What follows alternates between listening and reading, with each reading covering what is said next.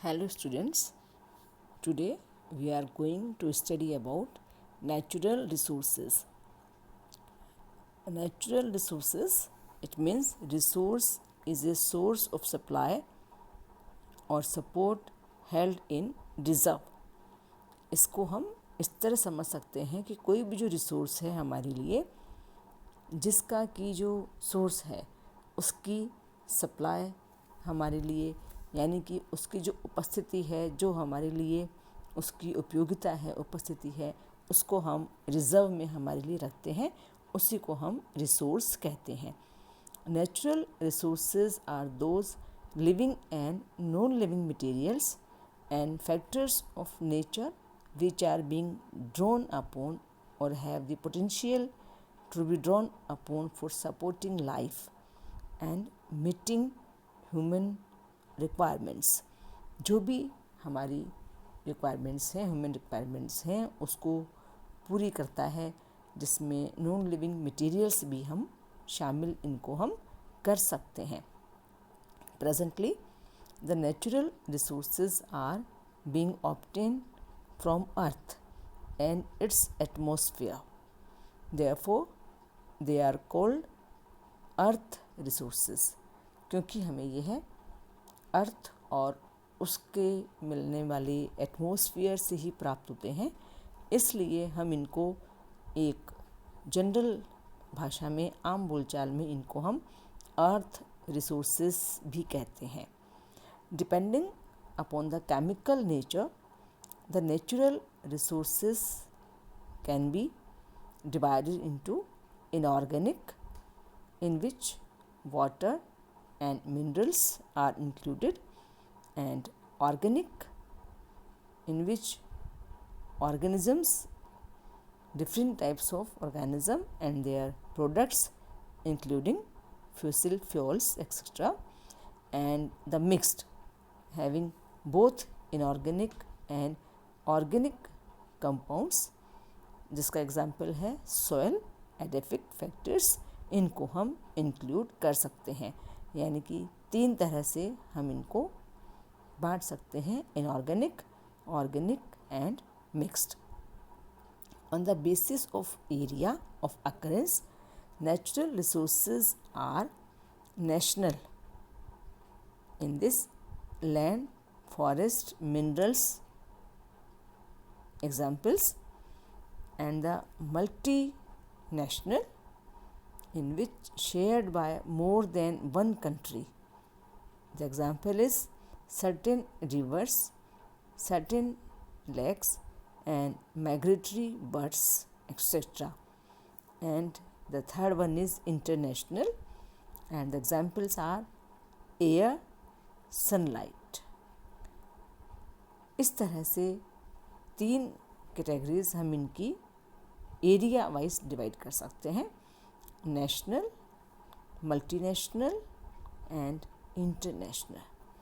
Depending upon availability और abundance, natural resources are of two types: inexhaustible and exhaustible. ये जो दो types हैं, इनएग्जॉस्टिबल एंड एग्जॉस्टिबल, इनके बारे में हम सभी परिचित हैं, जानते हैं. पिछले भी कई क्लासेस में हम इनके बारे में पढ़ते आए हैं, और एनवायरनमेंट अवेयरनेस जो प्रोग्राम्स आजकल चलाए जाते हैं, उनमें भी इनके बारे में हमें बताया जाता है और हम इसको समझ सकते हैं. इनएग्जॉस्टिबल रिसोर्सेज क्या हैं? Inexhaustible resources is that natural resource which is found in such abundance so as to unlikely diminish or get exhausted. जिसके की एग्जाम्पल्स हैं air, sand and clay etcetera. Its quality can however degrade due to pollution. Pollution के कारण ये polluted हो जाती हैं और इनकी जो क्वालिटी है वो क्वालिटी इनबैलेंस्ड हो जाती है, क्वालिटी उसकी डिग्रेड भी हो सकती है. Exhaustible resources is that natural resource which is likely to diminish and then get exhausted due to continuous exploitation. तो यहाँ पर हमें दोनों में डिफरेंस साफ दिखाई दे रहा है कि यहाँ पर जो इसका कारण है वो कंटिन्यूअस एक्सप्लॉयटेशन है, जिसको कि ह्यूमन बीइंग आज की अपनी डिमांड के अनुसार, अपनी आवश्यकता के अनुसार उसे एक्सप्लॉइट कर रहा है। इनके जो मेन एग्जांपल्स हैं they are minerals, fossil fuels etcetera. Exhaustible resources are of further two subtypes. इनको हम वापस से जो एग्जॉस्टिबल रिसोर्सेज हैं इनको दो मेन कैटेगरीज में हम डिवाइड कर सकते हैं, renewable and non renewable. exhaustible resources are of mainly two types, renewable resources and non-renewable resources. Renewable resources is a natural resource which gets replenished, recycled or reproduced. Example are forest, groundwater, wildlife. It means renewable resources जो हैं these are natural resources जो कि replenished हो सकते हैं, recycled and may be reproduced, जिनके जो मुख्य एग्जाम्पल्स हैं they are forest, ground water and wild life.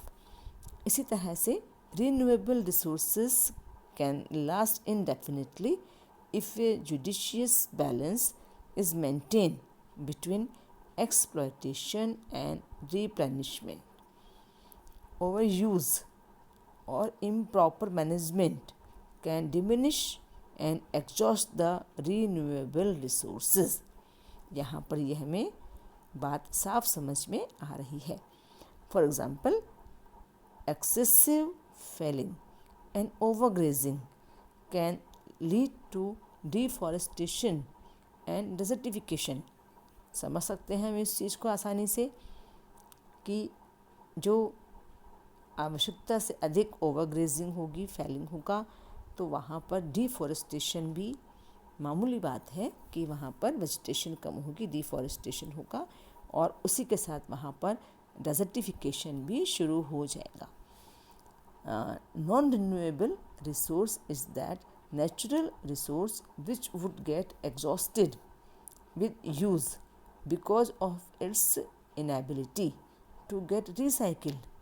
इनको हम रिसाइकिल नहीं कर सकते हैं, इसलिए जब इनको हम बिल्कुल सस्टेनेबल डेवलपमेंट के हिसाब से हम इसे यूज़ नहीं करते हैं, they get exhausted with highly used because of its inability to get recycled.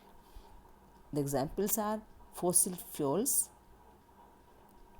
Minerals are considered non-renewable resource because they are being used very fast while their recycling time is very long. आजकल की जो हमारी आवश्यकताएं हैं, जो requirements हैं और जो डेवलपमेंट्स हमारे यहाँ हो रहे हैं, क्योंकि हमारा जो कंट्री है वो डेवलपिंग कंट्री में आता है, तो यह हम देख रहे हैं कि यहाँ पर जो मिनरल जो रिसोर्सेज हैं दे आर नॉन रिन्यूएबल में हम उन्हें काउंट कर सकते हैं, क्योंकि इनका जो यूज़ है because they are being used very fast, काफ़ी जो है इसको हम बहुत एक्सेसिव इनका हम यूज़ कर रहे हैं, जबकि इनका जो रिसाइकलिंग टाइम है वो बहुत लंबा समय होता है। Similarly soil is often considered to be non-renewable because its formation takes several hundred years.